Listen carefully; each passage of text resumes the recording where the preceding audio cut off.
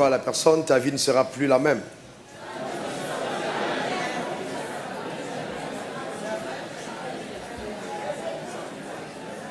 Ok.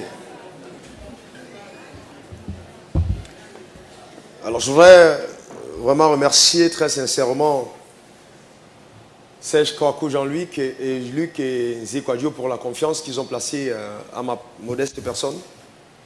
La responsabilité est grande de vous communiquer certaines expériences personnelles, certains enseignements que j'ai reçus, certains maîtres au travers de leurs expériences, soit leurs ouvrages, mais la majorité c'est au travers de ma relation personnelle avec Dieu. Et je suis convaincu que si vous mettez ces enseignements en pratique, vous allez passer à un autre niveau. J'en suis profondément convaincu. Avant de commencer, je voudrais vous dire une chose. Nous sommes dans un continent extrêmement riche. Le seul continent où nous voyons les poissons mourir de vieillesse dans les eaux. Nous avons des fortunes sous le ciel, sous le sol, n'est-ce pas? Et nous avons des hommes d'un potentiel inimaginable. Mais qui, aujourd'hui, malheureusement, nos nations sont considérées comme les nations les plus pauvres. Pourquoi? Parce qu'une nation ne peut pas s'élever au-dessus de l'élévation de ses fils.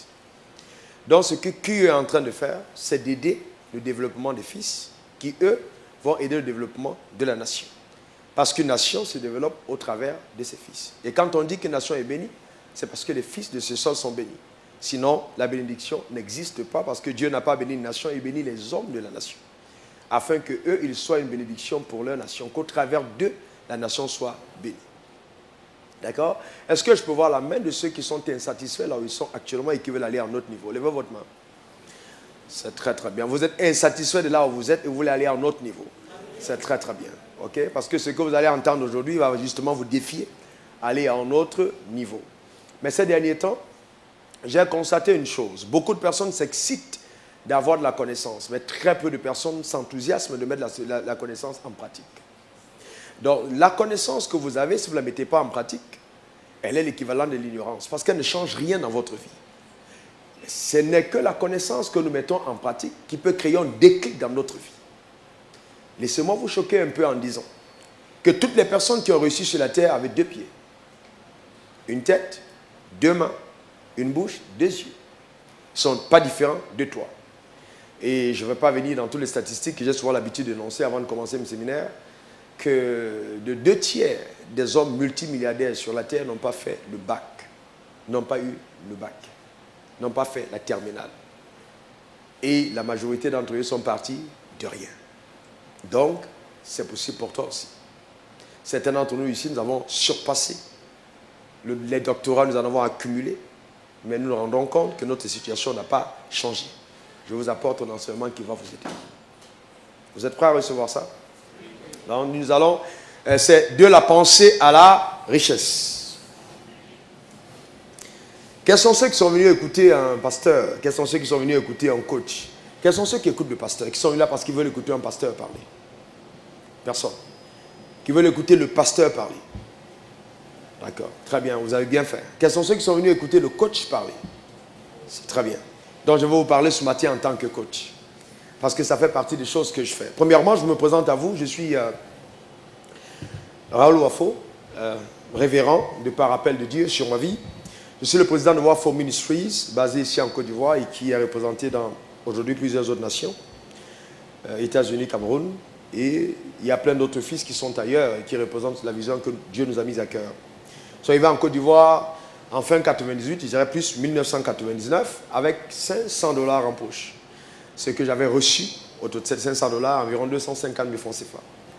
Et quand je suis arrivé dans ce pays, j'ai passé mes premières nuits à la gare de bus, à la gare Stif, parce que je connaissais une seule personne. La personne que je connaissais, c'est un pasteur libérien qui était ici et on me l'a recommandé.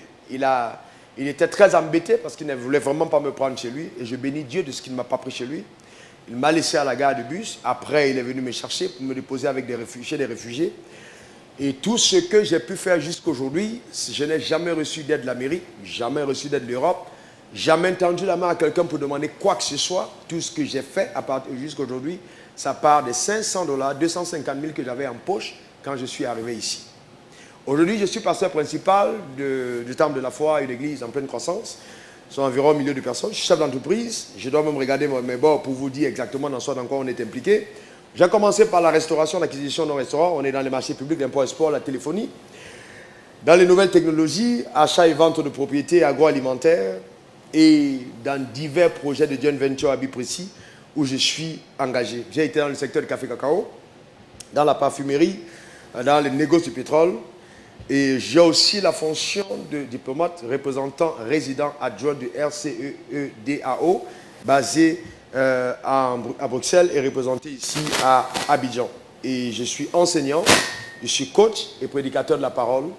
Je vous fais remarquer que tout ce que vous avez entendu, que nous sommes en train de faire aujourd'hui, je n'ai jamais demandé un prêt bancaire. Je n'ai jamais tendu la main à quelqu'un pour demander quoi que ce soit.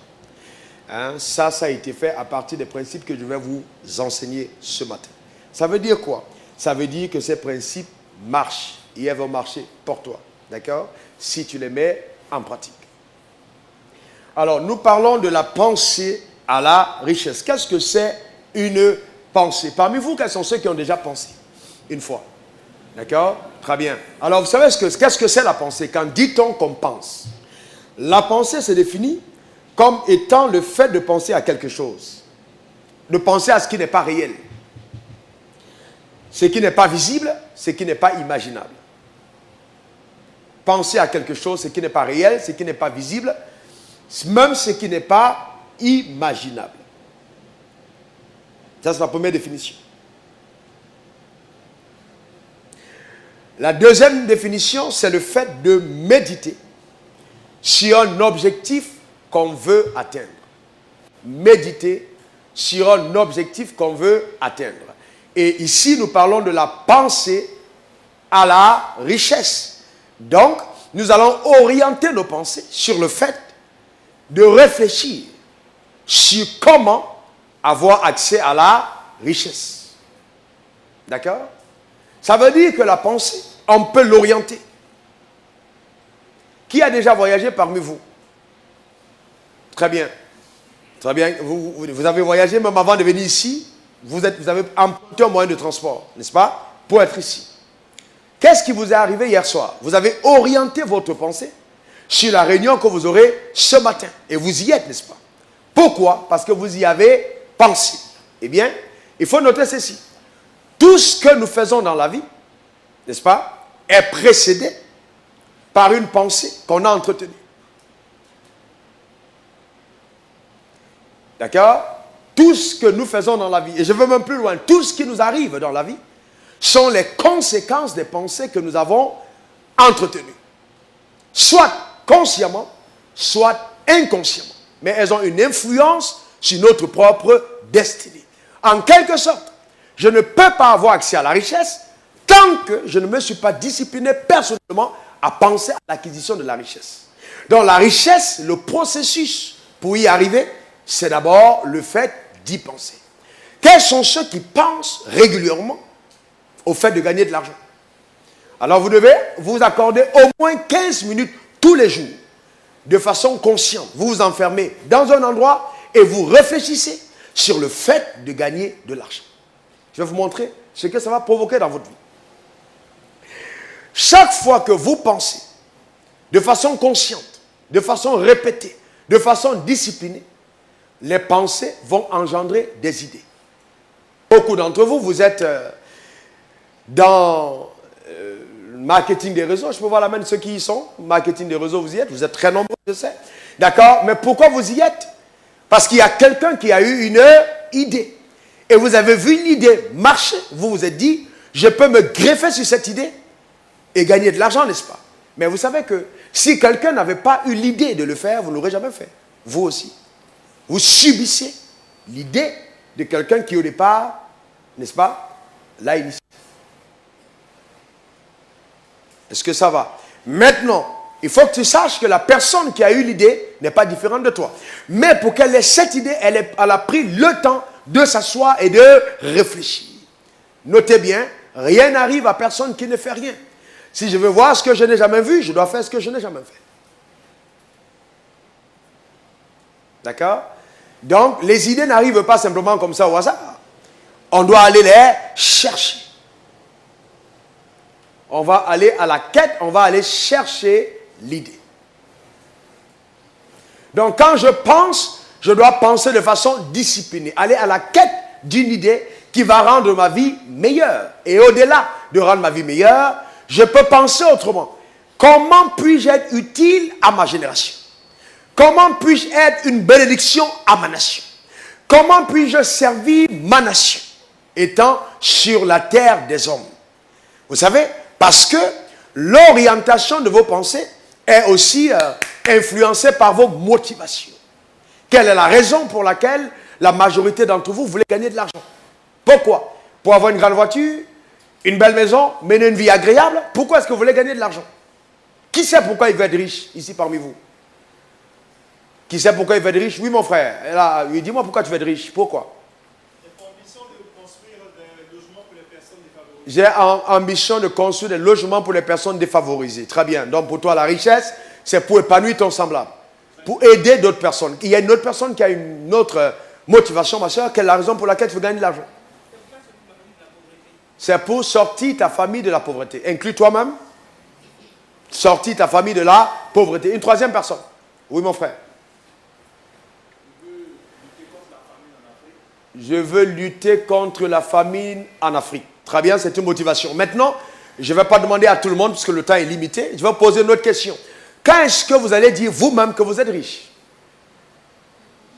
C'est-à-dire, si je viens devant toi et je te dis, mon frère, quand est-ce que tu diras de toi-même que tu es riche? C'est quand je vais percevoir au moins 15 000 $ par semaine. Non, c'est parfait. Quand tu vas percevoir 15 000 $ par semaine. Je ne veux pas demander quelqu'un d'autre. Oui, ma soeur, quand est-ce que tu diras pour toi tu es riche? C'est quand? Quelqu'un de ce côté répond. Parce que oui, mon frère est de l'autre côté, oui. Quand tu seras financièrement indépendant, c'est-à-dire quoi? Tu peux être financièrement indépendant à 500 000 francs CFA par mois. Voilà, mais est-ce que tu as établi? C'est quand est-ce que tu seras financièrement indépendant? C'est quand? Mon frère, donne-moi ta réponse. Oui, là derrière. Donne-moi ta réponse. C'est quand je vais pouvoir réaliser ce pourquoi je vais être riche, pouvoir maintenir cela. Quand tu vas pouvoir réaliser ce pourquoi tu veux être riche. Pourquoi est-ce que tu veux être riche? Pour aider les veuves et les orphelins. Pour aider les veuves et les orphelins. Vous voyez que la définition, chacun d'entre nous, ça dépend de chacun, n'est-ce pas? Chacun dira, à tel seuil, j'estime que pour moi, je suis riche. Vous voyez? Donc, tout part de la motivation avec laquelle on va à la quête de l'argent. On est d'accord là-dessus. N'est-ce pas? Ma motivation. D'autres personnes te diront, j'ai $1 million de revenus par mois, ça ne me suffit pas, je ne suis pas encore suffisamment riche et je vais continuer de travailler pour gagner au maximum. Tout dépend de nos motivations. Maintenant, nous revenons sur notre thème principal, puisque nous sommes en train de parler de la richesse, de la pensée à la richesse. Nous avons vu que les idées sont engendrées, n'est-ce pas, par les pensées. C'est quand je pense que j'ai une idée. Alors maintenant, si tu veux atteindre 15 000 $ par semaine, tu dois focaliser ton idée sur « je veux atteindre 15 000 $ par semaine ». Maintenant, il faut que je pense, que je réfléchisse sur comment faire pour le rendre possible. C'est à partir de ce moment que les pensées que tu vas commencer à avoir vont te proposer des idées qui pourront te permettre d'atteindre tes objectifs. Vous voyez, est-ce que vous me comprenez? Donc, il faut que la pensée soit extrêmement ciblée pour qu'elle soit productive. Est-ce que tout le monde comprend ce que je suis en train de dire? Vous comprenez très bien? Ok, très bien. Alors, maintenant, qu'est-ce que c'est une idée? Prenez la définition de l'idée. Qu'est-ce que c'est l'idée? L'idée, c'est un aperçu, une vision sommaire, une notion de quelque chose. Une idée, c'est un aperçu, une vision sommaire, une notion de quelque chose. J'ai dit que j'ai une idée quand j'ai un aperçu. Vous voyez, aperçu ne veut pas dire qu'on voit, mais on aperçoit, on perçoit. La loi de la perception. N'oubliez jamais que vous n'allez jamais voir ce que vous n'avez pas perçu. Donc, le visible ne manifeste que quand on a traversé l'étape de la perception. Vous voyez, il y a une belle histoire que j'aime dans la Bible. Dieu dit à Abraham, parcours le pays de long en large, car le pays que tu vois, je te le donne. N'oubliez jamais que vous n'allez jamais obtenir ce que vous n'avez pas encore vu dans vos idées. Donc, en quelque sorte, vos idées doivent vous précéder sur le territoire de la richesse. Vous devenez donc riche d'abord de l'intérieur avant que cela ne soit manifeste à l'extérieur. D'accord? Deuxième définition de l'idée. Une idée est une élaboration originale de la pensée. Élaboration originale de la pensée. Là, on parle de structuration. Élaboration originale de la pensée. Permettant en particulier de répondre à une situation, d'être à l'origine d'une action. Élaboration originale de la pensée, permettant en particulier de répondre à une situation. Dans le cas de notre frère, répondre à l'objectif de gagner 15 000 $ par semaine. D'être à l'origine d'une action qui me permette justement d'atteindre l'objectif pour lequel j'ai engagé mes pensées dans la méditation. Ça va pour chacun d'entre nous? Est-ce que je parle en français accessible à tout le monde? Le plus important, c'est que vous puissiez me comprendre. Est-ce que quelqu'un n'a pas bien compris jusqu'à ce point? Je pose des fondations. Quelqu'un n'a pas bien compris? Très bien. On peut continuer? Donc vous avez trois types de pensées majeures qui vont vous conduire à la richesse. Trois types de pensées qui vous conduisent de façon inexorable à la richesse. La première catégorie de pensées, ce sont des pensées créatrices. Les pensées créatrices. J'entends par pensée créatrice les pensées qui vous amènent à réaliser quelque chose que personne n'a réalisé avant vous. Ce sont des pensées créatrices. D'accord?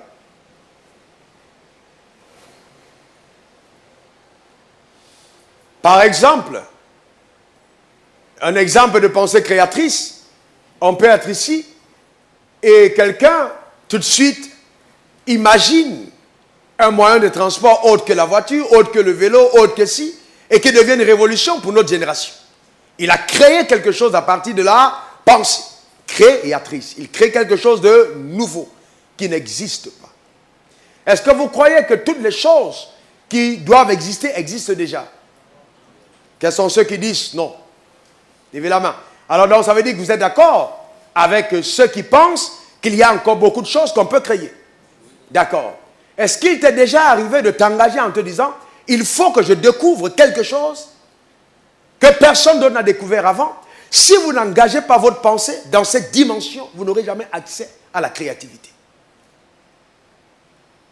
D'accord? Est-ce que vous êtes avec moi? Donc vous devez comprendre que la créativité est la conséquence d'une demande que vous mettez à la sphère de l'esprit. Donc, vous-même, vous devez mettre une demande à la sphère de l'esprit en disant, il faut que j'engage mes pensées dans le domaine surnaturel pour copter une idée que personne d'autre n'a eue avant moi sur la terre. Et quand vous avez une idée pareille, je vous garantis que la fortune est assurée. N'oubliez pas que ceux qui initient sont toujours plus riches que ceux qui suivent après. Alors lève ta main droite et fais cette prière après moi, cette confession. Alors, quelle que soit ta dénomination, quelle que soit ta foi, tu peux répéter ça. Répète simplement après moi, mon Créateur Tout-Puissant, je m'engage à engager mon esprit dans la sphère de la créativité. Parce que je crois que j'ai été conçu et créé par un être intelligent. Et l'intelligence fait partie de moi. Alors je m'engage à partir d'aujourd'hui à oser engager mes pensées dans la sphère de la créativité afin que, au travers de moi, quelque chose d'extraordinaire, de spécial et d'unique soit découvert dans ma génération. Je crois que cela arrive. Amen. Voyez, c'est important. Donc, vous voyez, et vous savez, ce genre de confession, faites-le régulièrement sur vous-même. Amen. J'ai un esprit créatif. Dieu m'a doté de la capacité d'avoir, n'est-ce pas, du génie. Je ne suis pas venu sur la terre accompagné des autres. De moi peuvent naître et vont naître des idées extraordinaires qui vont révolutionner ma génération. C'est là où vous commencez à vous projeter dans la dimension de la créativité. Mais maintenant, la deuxième catégorie d'idées, même si vous n'êtes pas créatif, vous pouvez avoir des idées innovantes. Vous devez faire la différence entre la créativité et l'innovation. Je n'ai pas dit novation, parce que novation, c'est créateur. Mais innover, c'est justement améliorer ce qui a déjà été créé. D'accord? Des idées innovantes. Les idées innovantes améliorent l'existant. Elles proviennent de ce qui existe déjà. D'accord? Par exemple, vous êtes dans le marketing de réseau et on vous a enseigné toutes les techniques pour pouvoir avoir le maximum de clients. Mais vous restez chez vous et vous dites, il y a certainement une méthode, une stratégie qu'on n'a pas découvert. Je veux donc aller, n'est-ce pas, à partir de ce que je connais, je veux avoir des idées qui vont me permettre d'innover. Et même les personnes qui ont été à la base de ce business vont m'appeler pour parcourir le monde et l'enseigner. Parce que j'ai découvert une autre méthode d'aller plus vite. Ça, c'est des idées innovantes. Elles prennent leurs racines de ce qui existe déjà. Est-ce que ça va? D'accord? Vous avez vu des personnes autour de vous qui sont dans la même activité, qui arrivent 5 ans plus tard et qui commencent à avoir des résultats plus profonds que plus forts que les vôtres. Pourquoi? Parce qu'elles prennent le temps de réfléchir. Est-ce que ça va? De réfléchir. Le vrai problème que nous avons en Afrique, c'est que nous réfléchissons très peu. Ce qu'on fait, c'est quoi? On a tellement été endurcis dans la pauvreté que quand quelqu'un va à l'école, il pense à une seule chose, avoir un emploi, et puis avoir un salaire, avoir sa maison qu'il a payée, que la banque l'a accompagné, il se marie, il est tranquille, il va dans les maquis, il boit, il est à l'aise. Vous voyez, il s'en sort. Mais ça, c'est une mentalité de pauvreté. Vous voyez, celui qui pense à aller avoir un emploi est simplement en train de déclarer qu'il a muselé son potentiel pour l'éternité. Ça, c'est fort, n'est-ce pas? Je reprends. Celui qui décide, qui pense quand il se lève le matin, aller trouver avoir des diplômes juste pour être employé, il a décidé de mettre une croix sur son potentiel initial. Vous voulez que j'aille plus loin? Est-ce que vous savez que l'école, en elle-même, n'exploite même pas le 1/10 des valeurs que Dieu a déposées en vous? La preuve, quand vous allez à l'école, quand vous atteignez le bac, qu'est-ce qu'on vous dit pour aller à l'université? Vous avez plusieurs options. Vrai ou faux? On vous dit, vous pouvez faire chimie, vous pouvez faire mathématiques, vous pouvez faire géographie, vous pouvez faire histoire, vous pouvez faire politique, vous pouvez faire le droit, vous pouvez faire ci. Très bien. Alors, vous vous focalisez dans un domaine précis. Et généralement, après votre diplôme, est-ce que, quand vous travaillez le diplôme, ce que vous avez appris à l'école, c'est vraiment ce que vous mettez en pratique à l'école? Vous vous rendez compte que souvent, ça n'a même rien à voir avec ce que vous avez appris. Mais qu'est-ce qu'on a fait? On a phagocyté votre intelligence et on l'a focalisé sur un seul point et vous avez développé vos aptitudes dans un seul domaine. Alors, quand vous sommeillez la capacité de pouvoir réussir dans plusieurs autres domaines. Et donc, celui qui vous emploie vous dit, ok, à la fin, puisque tu es en doctorat, on te donnera 2 millions, tu dis, alléluia, 2 millions c'est beaucoup. Voyez? Mais lui qui t'emploie, souvent, il n'a même pas ton diplôme. Celui qui a conçu la boîte ne même pas aller à l'école comme toi. Mais tu deviens le serviteur dans son entreprise. Aussi longtemps que tu es dans cette position, c'est terminé. J'ai même vu des gens qui payent de l'argent, des gros montants pour avoir le concours de l'ENA ou de la police. Ils sont prêts à payer 5 millions pour entrer à la police et avoir un salaire de 120 000 francs par mois. Vous imaginez? Tu payes 5 millions pour condamner ta destinée à un salaire de 120 000. Tu payes 5 millions pour être au bord de la route sur le soleil quand il pleut pour des stop, d'autres passent. Comment vous imaginez? Vous comprenez?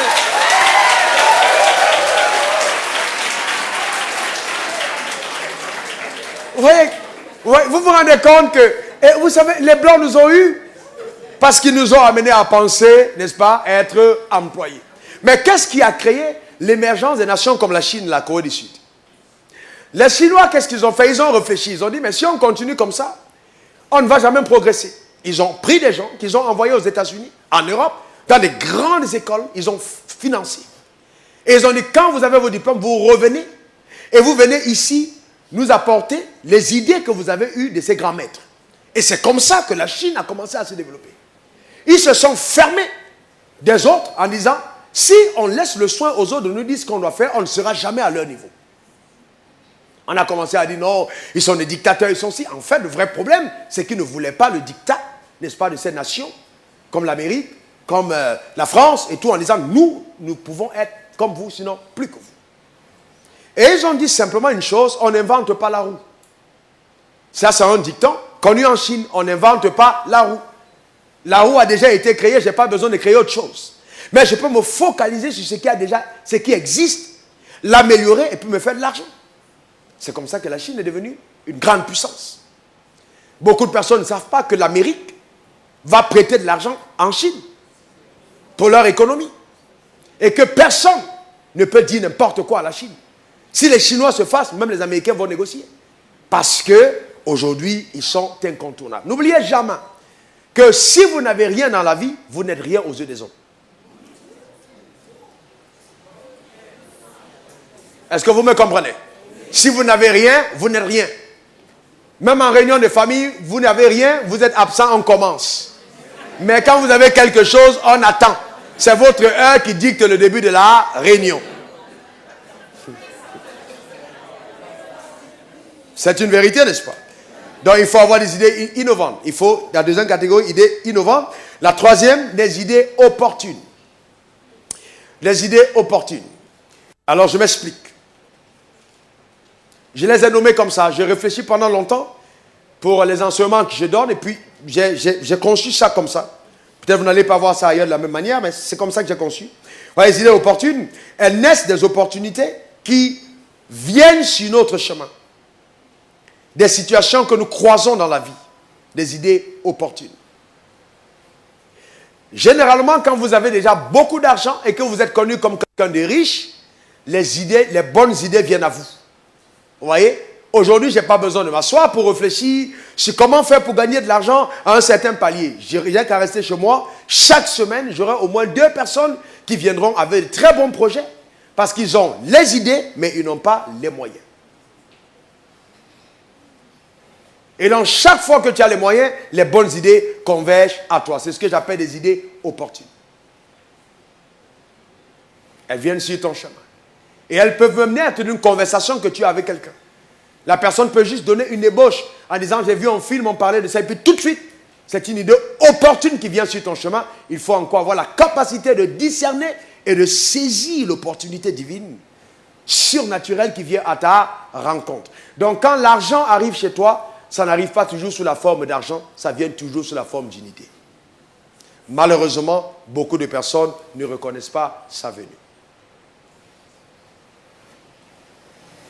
Donc, nous pouvons conclure que être riche, ce n'est pas simplement avoir l'argent. D'accord? Quels sont ceux parmi vous qui ont un compte bancaire fourni à plus de 50 millions? Levez la main, je ne veux pas vous demander votre argent.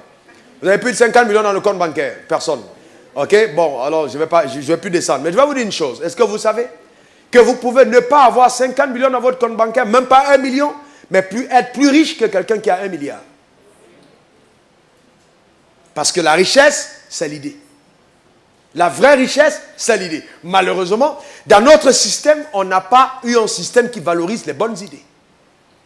Sinon, dans les nations développées, les bonnes idées sont pourchassées. Et elles coûtent cher. D'accord? Donc, il faut donc comprendre cela. Donc, ce n'est pas vos idées qu'on connaîtra si vous êtes une personne sage ou pas. Comment est-ce que vous dites que tel était sage? Ce sont les idées qu'elle a, n'est-ce pas? Vous voyez, la sagesse, n'est-ce pas, est démontrée par la capacité à avoir de très bonnes idées, prendre de très bonnes décisions.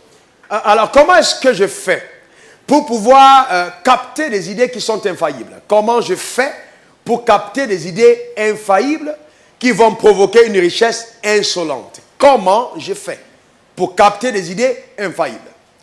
Dans mon cas personnel, suivez-moi bien, j'ai eu de l'argent, mais je n'avais pas d'idée. Je vais être sincère avec vous, je n'avais pas d'idée. Et j'avais même jamais pensé que j'allais être dans les affaires. Parce que pour moi, ça ne m'intéressait pas de faire les affaires. Je voulais être de bons prédicateurs, de bons pasteurs, qui prêchent avec puissance, les morts ressuscitent, les aveugles voient, les muets parlent. Je suis content, c'est ça ce qu'il y avait dans mon cœur. Pour moi, je voulais aider l'humanité avec la puissance de l'évangile. Mais il s'est trouvé que j'avais épousé une femme qui est partie avec un autre homme. Et dans mon analyse personnelle, je me suis dit, la raison pour laquelle elle est partie, c'est parce que certainement je n'avais pas d'argent. Alors ça m'a révolté. N'oubliez jamais que les situations les plus pénibles de la vie peuvent être d'extraordinaires opportunités pour votre productivité. Souvent, la productivité arrive quand on est dans une période de crise. Il faut savoir surfer sur l'adversité pour être productif. D'autres auraient dit, je vais me suicider. Mais non, j'aime trop la vie pour mourir. Dis à ton voisin, j'aime la vie. Elle est belle. Alléluia. Est-ce que vous me comprenez? Alors, non, mais comment est-ce que je fais pour copter des idées infaillibles? Comment est-ce que je fais pour avoir des idées qui vont provoquer une révolution dans ma vie? Je vous ai dit dans mon cas, c'est quelqu'un qui est venu me voir avec un restaurant qu'elle vendait. Elle m'a dit, pasteur, prie pour moi, j'ai besoin de vendre ce restaurant. C'est comme ça que j'ai commencé les affaires. Ça n'a pas été la magie, ça a vraiment été une grâce divine. Alors j'ai demandé, mais quel est ton chiffre d'affaires? Oh bon non, on vend environ 250 000 francs de recettes tous les midis. J'ai dit, ah bon, tous les midis? Oui, mais pourquoi tu vends à combien? Elle m'a donné le prix. Je vais céder le restaurant à 80 millions. J'ai commencé à faire des calculs. J'ai dit, mais quelqu'un qui gagne 250 000 par jour, s'il dans le mois, est environ à 7,5 millions par mois. Et donc, si même ce n'est que 40% de bénéfices que la personne réalise, la personne est quand même dans le seuil de près de 3 millions de revenus mensuels. Ce qui n'est pas mal. Ce qui peut faire 35 millions l'année en termes de bénéfices. Donc, c'est une affaire qui est amortie en 2 ans et demi. Simplement. J'ai dit, très bien. Vous voyez, c'est une opportunité. Et je lui ai posé la question, j'ai dit, mais... Et donc, si c'est moi qui achète... Oh non, non, non, pasteur, si c'est toi qui achètes, je te donne même des facilités.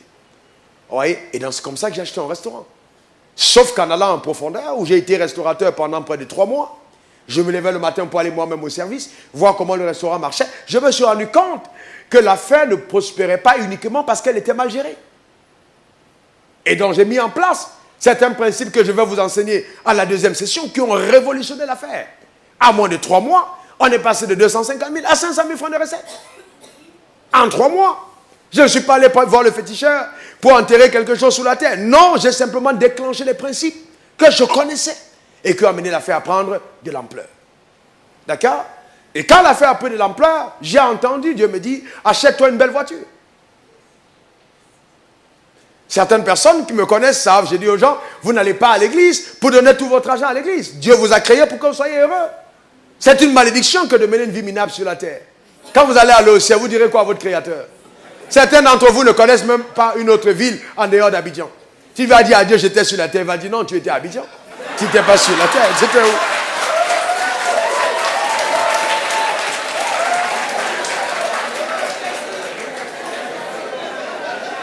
Vous comprenez ce que je suis en train de dire?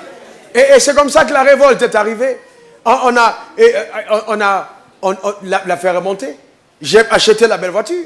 Et Dieu seul sait. Quand j'ai acheté cette belle voiture, oula, les nouvelles ont commencé à circuler. Oh, cet homme est extrêmement riche. Parce que personne n'avait le courage d'acheter une Porsche. J'ai acheté une Porsche de 2 portières. Mais cette Porsche m'a mis sur le seuil où toutes les bonnes idées de la ville venaient à moi. Parce qu'il ne faut jamais oublier dans la vie qu'on donne à celui qui a. Et à celui qui n'a pas, on autre même le peu qu'il a. Beaucoup d'entre vous ne prospéreront pas uniquement parce que même votre corps ne ressemble, votre apparence ne ressemble pas au type d'idées que vous portez. Si vous portez des idées de gloire, ayez une apparence qui démontre que vous êtes en train d'aller dans la dimension à laquelle vous aspirez. Est-ce que vous me comprenez? Vous n'avez pas besoin d'être riche pour être bien habillé. Vous n'avez pas besoin d'avoir l'argent dans votre compte bancaire pour présenter comme une reine ou une princesse. Vous dites oui, je vais gagner de l'argent. Mais quand je vois certains d'entre vous habillés, si l'argent vient, ça va fuir. Parce que vous n'êtes pas disposé comme ça. Hein? Est-ce que ça va? Très bien. Ça peut vous paraître très anodin, mais je vous dis des choses extrêmement profondes. Extrêmement profondes. Demandez à tous les banquiers. Quand j'ai appris de mon banquier, en parlant de l'apparence, j'ai appris de mon banquier, un de mes banquiers, que quand tu arrives à la banque et qu'on te donne un prêt, il y a beaucoup de critères qu'on regarde. Qui vont au-delà de tout ce que tu vas dire. On regarde comment tu t'es mis toi-même. Quelle est la chaussure que tu as portée, quelle est la montre que tu as à ton poignet, comment est-ce que tu es coiffé. Pourquoi? Parce que généralement, les personnes qui vont gagner de l'argent ont une certaine apparence qu'elles présentent. C'est une loi. Donc la pensée de richesse, quand elle commence à gouverner ton homme intérieur, elle change ton apparence physique. Tu deviens inconscient du manque extérieur, mais plus conscient de la richesse intérieure. Ça, c'est le déclic pour une ascension dans une autre dimension. Est-ce que quelqu'un a bien compris ce que je suis en train de dire? Nous parlons toujours des idées. Revenez ici et regardez. Ça, c'est l'homme que vous êtes. Vous tous qui êtes là, c'est vous ici. L'homme avec grand H, c'est-à-dire le mâle ou la femelle. L'homme, d'accord? Tu es un homme, d'accord? Ok? Très bien. Et là, tu as l'esprit. L'être humain a 3 dimensions. La première dimension, c'est ton esprit. Quand tu as été créé, celui qui t'a créé esprit. D'accord? Il y a un esprit en toi. Ça va pour chacun d'entre vous? Deuxième chose, tu as une âme. Et il faut savoir dissocier l'esprit de l'âme. Et les deux sont des dimensions immatérielles, des dimensions surnaturelles, c'est-à-dire qui vont au-delà du physique. Personne de vous ne peut... Est-ce que vous pouvez faire la photo de votre âme? Vous pouvez faire la photo de votre esprit? Pourquoi? Parce qu'elles sont immatérielles. On ne peut pas les saisir. Elles ne sont pas de la dimension du physique. Ça va pour chacun d'entre nous? Maintenant, vous avez votre corps. Le corps, c'est la dimension physique. Et le siège de votre corps, c'est les 5 sens. Ta bouche, ton nez, tes oreilles, tes yeux, ta peau, c'est ici. Mais le corps n'est que l'exécutant des décisions stratégiques qui sont conçues à ce niveau. Parce que dans ton âme, il y a ta volonté. Ton système de pensée et tes émotions se situent à la dimension de l'âme. Ok? Maintenant, il y a ton esprit, la communion, l'intuition, le discernement. Pourquoi est-ce que certaines personnes vont dans des loges mystiques? Je ne citerai pas les noms. Certaines loges que vous connaissez, qui sont des loges sataniques, qui te donnent la possibilité d'avoir une connexion à un ciel plus élevé que celui dans lequel nous vivons. C'est parce qu'ils veulent exploiter la fonction de leur esprit. Dans toutes les loges sataniques, dans toutes les religions du monde, on enseigne une chose en commun, la méditation. Quels sont ceux qui sont conscients qu'ils ont un esprit en eux? Ok, alors tu vas répéter après moi, Seigneur, mon Créateur, l'être suprême. Tu m'as conçu avec un esprit. Je vais en être conscient. Épuiser l'esprit. Avec ton assistance. Toutes les idées géniales, créatrices, innovantes, qui vont me propulser dans la sphère de la richesse. Je crois que je suis riche. Je crois à l'intuition qui est en moi, à la communion dans mon esprit et à ma capacité de discerner par mon esprit. Merci. Vous voyez, donc là tu as la communion, l'intuition, le discernement dans la sphère de ton esprit. Quand par exemple, on t'apporte, est-ce qu'il vous est déjà arrivé quelquefois de rencontrer une affaire et de vous rendre compte tout de suite que l'affaire ne va pas marcher? Vous sentez quelque part à l'intérieur de vous que cette affaire n'est pas bonne. Qui c'est déjà arrivé à certains d'entre vous? Ou même, vous rencontrez quelqu'un et au fond de vous, vous êtes un peu dérangé. Il y a comme, de façon inconsciente, quelque chose qui vous dit, méfiez-vous. Et combien de fois vous êtes allé dans le chemin qui était interdit et vous avez échoué, vous dites, ah, quelque chose en moi me signalait. Le quelque chose en question, c'est votre esprit. D'accord? Parce que votre esprit a la capacité de cerner tout ce qui arrive avant que cela n'arrive. Parce que le monde surnaturel est un. Dans le surnaturel, on peut voir le passé, le présent et le futur en même temps. Ce n'est que dans le temps que c'est séquencé. Le monde surnaturel n'a pas de frontières. Donc votre esprit a la capacité de cerner des choses que votre corps ne peut pas savoir. Est-ce que ça va? Non, je continue, par vos réponses, je peux comprendre que ça ne va pas trop bien, mais je vais insister dessus. Votre esprit peut vous permettre d'anticiper sur 20 ans avant que les 20 ans n'arrivent. Votre esprit peut vous amener dans des projections, dans l'anticipation des événements, avant même que l'événement ne se manifeste. Parce que c'est une capacité dont tous les hommes créés par Dieu ont été dotés. N'oubliez pas que la Bible dit que l'homme a été créé à son image et selon la ressemblance de Dieu. Donc nous avons été créés à l'image de Dieu Tout-Puissant. Et le Dieu Tout-Puissant que nous reconnaissons dans toutes nos religions est un Dieu omniscient qui sait tout en tout temps et en tout lieu. Donc aussi longtemps que je connecte mon esprit À la sphère de l'esprit, je saisis des choses qui ne sont pas visibles par tout le monde. Je ne sais pas si vous me comprenez. Très bien. Alors, maintenant, l'esprit transfère l'information à l'âme. Parce que quand l'esprit saisit une information, elle bascule à l'âme. L'âme, c'est le siège de la pensée, de ta volonté et de tes émotions. Et ton âme peut mettre une demande au niveau de ton esprit. Je reprends. Ton âme peut mettre une demande au niveau de l'esprit. Ton âme peut exiger de ton esprit d'avoir accès à une certaine dimension. C'est pour ça que je dis, par exemple, si je veux vendre du poisson, mon âme décide de faire appel à mon esprit en disant, esprit, communique-moi des idées géniales dans le domaine du poisson. Donc ton esprit va dans la méditation, se connecte au surnaturel et commence donc à chercher des idées. Et c'est ça, le système de la méditation qui engage tes pensées. Et dès que l'esprit reçoit quelque chose, il communique à ta pensée à ton âme commence maintenant donc à entretenir la pensée et c'est de là que l'idée se dégage. Parce que l'idée est la structuration d'une pensée. Mais une fois que tu as reçu l'idée, tu peux la voir et puis tu meurs pauvre. Parce que tant que l'idée n'a pas été déployée, exécutée par ton corps dans le monde naturel, la richesse ne viendra pas à toi. D'accord? Mais ce que ton corps fait n'est que la résultante des ordres qu'elle a reçus au niveau de ton âme. Le paresseux, par exemple, est paresseux parce que dans son âme, il ne prend pas des résolutions disciplinaires en ce qui concerne des actions conséquentes qui vont pour créer la richesse, n'est-ce pas, dans sa vie personnelle. Le paresseux va choisir de dormir, alors que la personne diligente va choisir de se lever tôt le matin et de passer à l'action parce qu'il y a une idée qui est à la base de ses motivations. Alors on s'arrête là et je pose la question.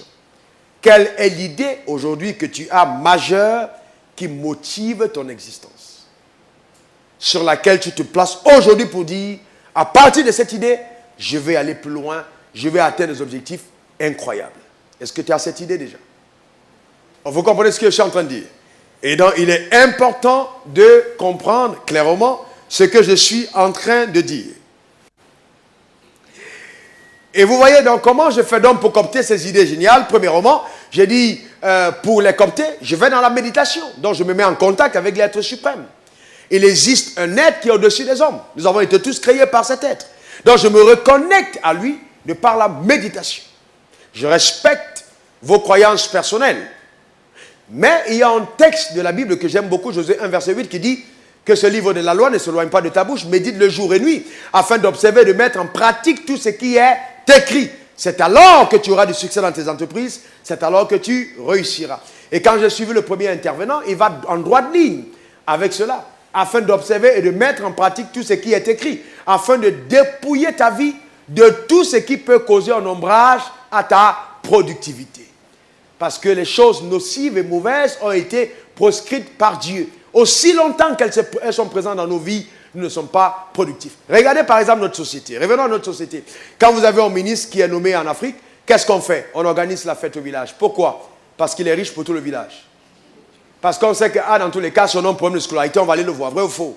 Certains d'entre vous, vous n'avez même pas envie qu'on sache que vous avez l'argent, parce que si on sait que vous avez l'argent, tous les frères du village vont être scolarisés par vous. Ou même peut-être le sorcier du village va décider de mettre fin à votre vie. D'accord? Ça, ce sont des réalités auxquelles on est confronté. Nos dirigeants en Afrique, d'accord, quand ils sont au pouvoir, est-ce que vous avez vu un d'entre eux en train d'écrire 1, 2, 3 livres de pensée au développement de la nation? Non. Le signe que ça va bien, c'est que le ventre pousse, les joues poussent, et puis bon, ça va. Il va bien. Mais en Europe, c'est différent. Quand on est au pouvoir, si on te voit dans un bar avec des femmes, ça sort dans la presse. On te demande des comptes. Parce qu'on te dit, tu ne peux pas nous diriger. Et puis te conduire de la sorte. Pourquoi? La société impose une certaine discipline que le leader doit avoir. Mais chez nous, c'est on laissé aller. On ne peut pas se développer dans le libertinage. Ce n'est pas possible. Et il y a des règles qui doivent régir le succès et la discipline. Chez nous, ça n'existe pas. Chez nous, quand un leader a 5 femmes, 6, 7, on dit c'est un garçon, c'est un vrai homme. C'est bien. les gens l'aiment bien. Mais ailleurs, on demande ta démission. Pourquoi? Parce qu'on sait que celui qui est occupé à s'occuper de 5 femmes ne peut pas avoir le temps de réfléchir pour sa nation. Est-ce que vous me comprenez? Est-ce que vous êtes avec moi? Mais c'est la vérité. C'est la vérité. D'accord? Si nous voulons être des leaders différents, nous devons prendre en considération les enseignements que vous avez de par, n'est-ce pas, cette plateforme qui vont vous aider radicalement à être différents dans votre société. Des personnes qui font la différence. Donc, se connecter, n'est-ce pas, à Dieu. Je vais vous donner des exemples de phrases que moi je donne souvent le matin, que je fais souvent le matin, qui vont vous aider, n'est-ce pas, à déclencher la productivité de votre esprit. D'accord? La productivité de votre esprit. Votre esprit doit être productif. Il y a des personnes parmi vous dont l'esprit est stérile. Votre esprit est un désert. Il n'y a rien, il n'y a aucune vie. Aucune idée ne germe de vous. Vous n'êtes pas créateur, n'est-ce pas? Même l'innovation ne vient pas.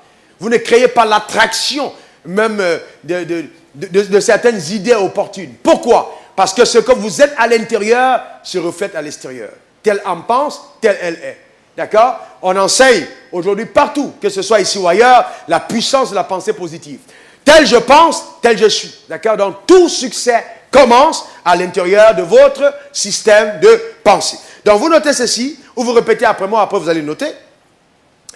Vous dites simplement, la parole de Dieu est une source incomparable d'inspiration pour moi. Répétez. D'inspiration pour moi, une source incomparable d'inspiration pour moi. Je la médite jour et nuit. J'observe tout ce qui est écrit. Et j'ai du succès dans mes entreprises. Reprenez ça maintenant à vos propres mots. 1, 2, 3. La parole de Dieu reste une source incomparable d'inspiration pour moi. Je la médite jour et nuit. J'observe tout ce qui est écrit. Et j'ai du succès dans toutes mes entreprises. D'accord? Plus vous le déclarez, plus vous formatez votre esprit et votre âme à aller dans la sphère de la réussite. Deuxième déclaration, Dieu me donne d'avoir accès à la dimension supérieure de la sagesse par la révélation. Encore, Dieu me donne d'avoir accès à la dimension supérieure de la sagesse par la révélation. La troisième pensée que vous pouvez déclarer aussi les matins, Dieu m'accorde l'intelligence, c'est-à-dire la capacité de comprendre facilement les choses et d'exploiter toutes les opportunités d'affaires qui se présentent à moi tous les jours. Vous voyez, donc c'est très important. Vous dites à vous-même que Dieu vous donne l'intelligence. D'accord? De comprendre facilement les choses et d'exploiter toutes les opportunités d'affaires qui se présentent à vous. D'accord? Maintenant, faites cette autre déclaration. Même si je suis en illettré, je ne manquerai jamais de savoir approprié dans le domaine dans lequel je veux m'investir. Ce ne sera pas un handicap pour moi. Car Dieu me rendra plus sage que les vieillards et plus intelligent que les personnes instruites. Car je me connecte à une sagesse supérieure. Je ne suis pas venu sur la terre accompagner les autres.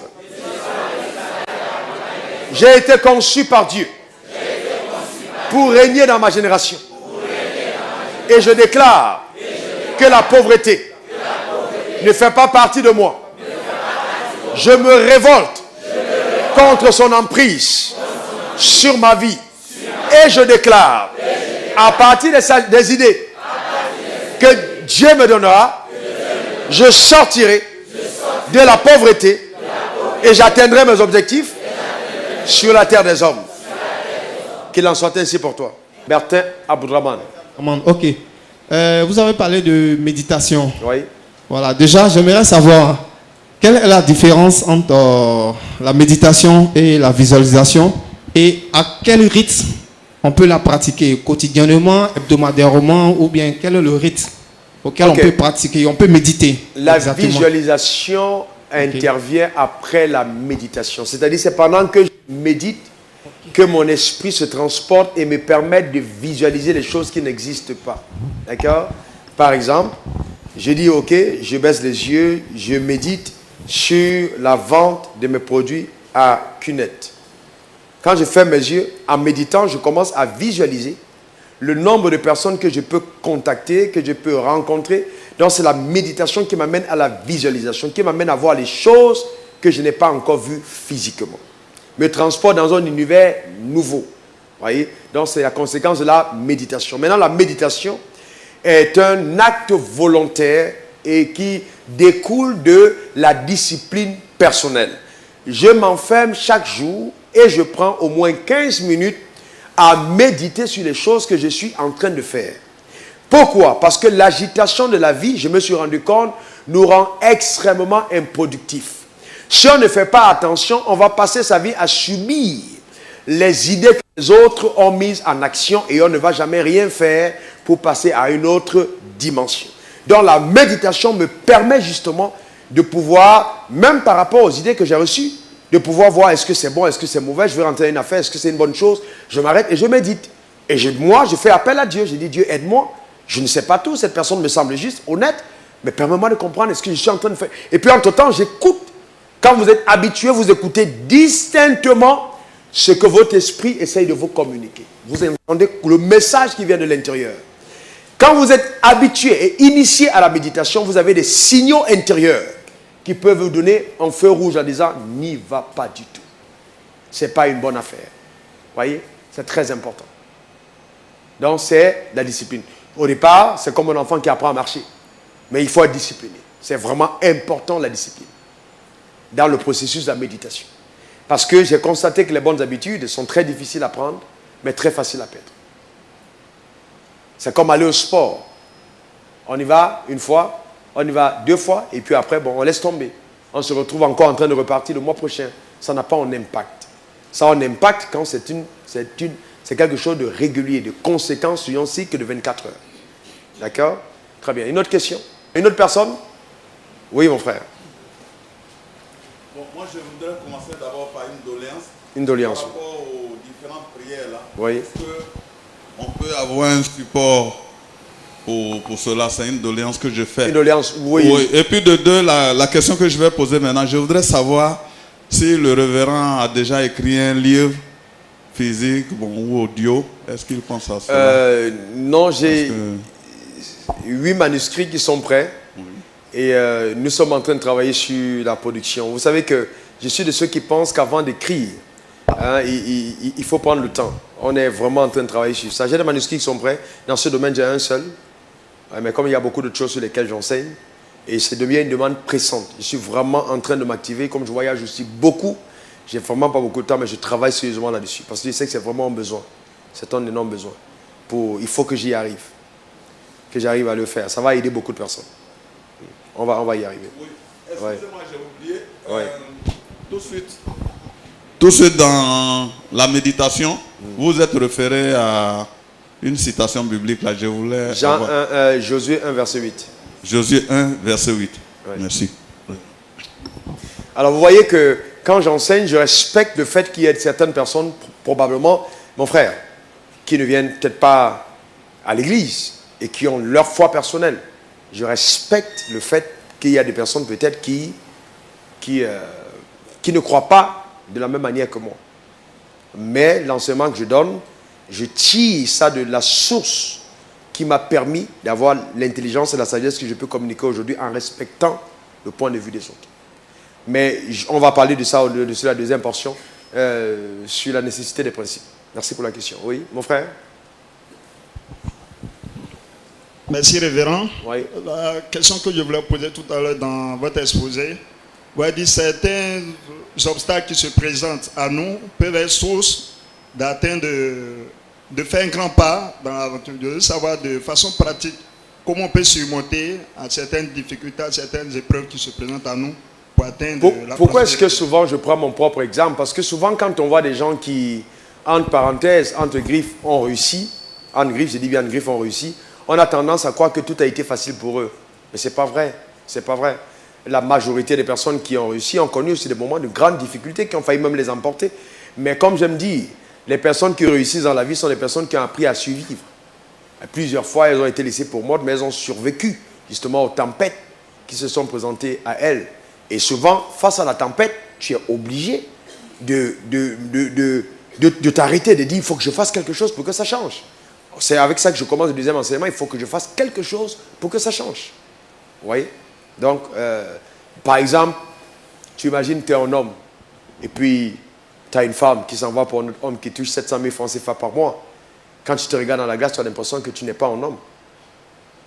Ça, tu te poses des questions sérieuses. Tu te dis, mais est-ce que je suis un homme? Et si tu es un homme, bon, il faut quand même que maintenant, je prouve que je ne suis pas venu sur la terre accompagner les autres. Et que moi aussi, je peux réussir. Je n'en ai pas fait une priorité, mais maintenant, je vais en faire une priorité. Je gagnerai de l'argent, ce n'est pas un problème. Donc, ça peut t'aider. Tout ce qui vient et qui a la tendance à te détruire peut être une grosse opportunité pour t'amener à aller à une dimension inimaginable. C'est ce que je veux dire. Mon frère, oui. Après, tu passes au micro à celui qui est juste à côté de toi. Oui, mon frère. Oui. Oui.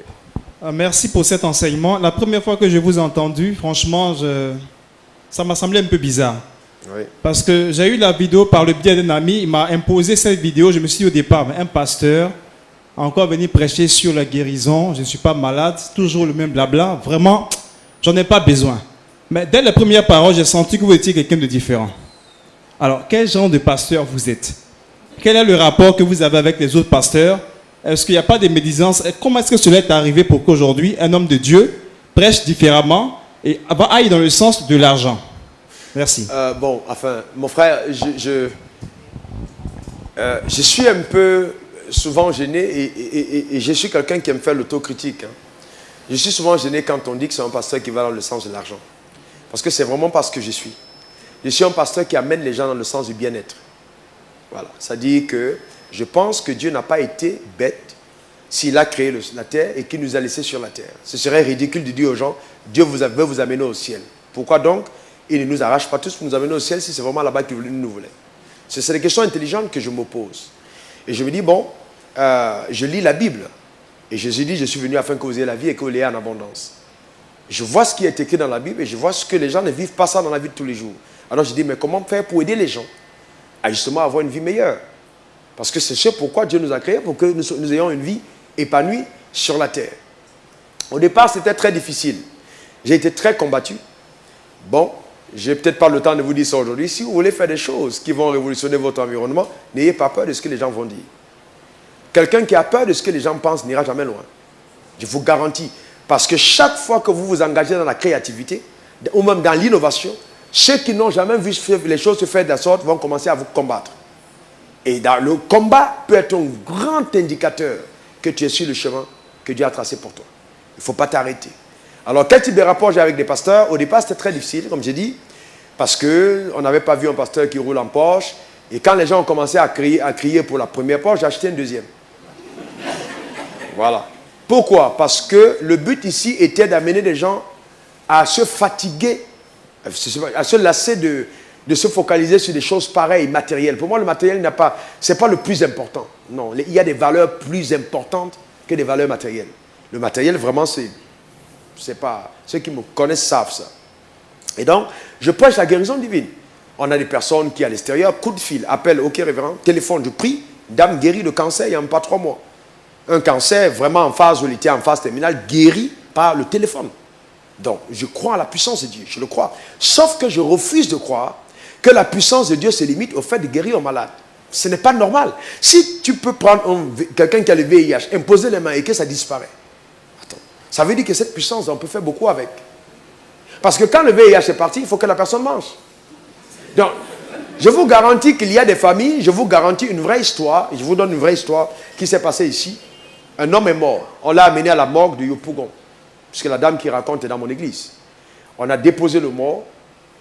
Et puis il se trouve que quand on l'a amené dans le couloir, c'était tard, on l'a laissé là pour venir le mettre dans la morgue le lendemain. Il s'est réveillé. On a appelé la famille pour dire que le gars s'est réveillé. La famille dit non, il n'a qu'à mourir, vrai. On ne veut plus cet homme ici. Vraie histoire. Qu'il n'a qu'à mourir, on ne le veut plus. Et puis on demande à la famille pourquoi. Non, lui seul, il faut insuline. Il faut si. Non, on a trop dépensé pour lui vraiment qu'il meure en même temps.